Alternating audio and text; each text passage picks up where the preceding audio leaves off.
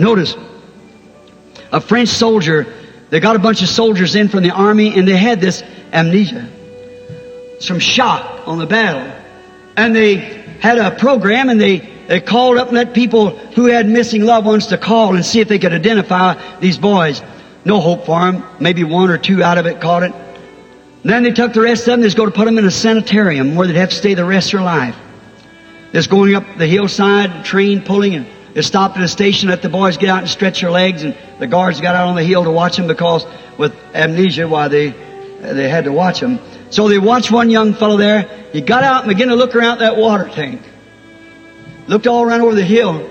He rubbed his face and he studied, and he looked again. He seen that water tank. He looked all around the station, and he started walking. Instead of the guard stopping, he followed him. He went up over the hill, down a little path, turned to the right, went up over another little hill, and come to a little log cabin. He looked coming out on the porch, an old man with a cane in his hand come out and throwed his arms around him. Said, "My son, I knowed you would return. They told me you were dead, but I knowed you would return." And the boy come to himself. His amnesia left him. He could identify who he was.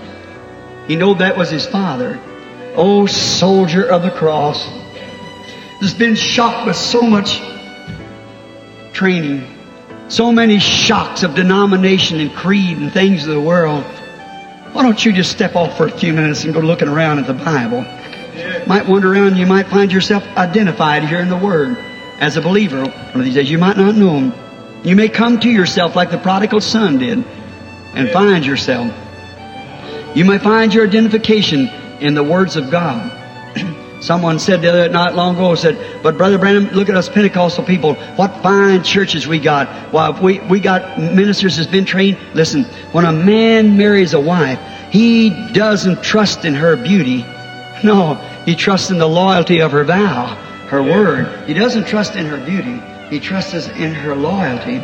And that's the way when you marry to God, you don't trust in some big beautiful church you can build, but in the promise that Jesus Christ made, that I'm the same yesterday, today, and forever. Amen. Do you believe that?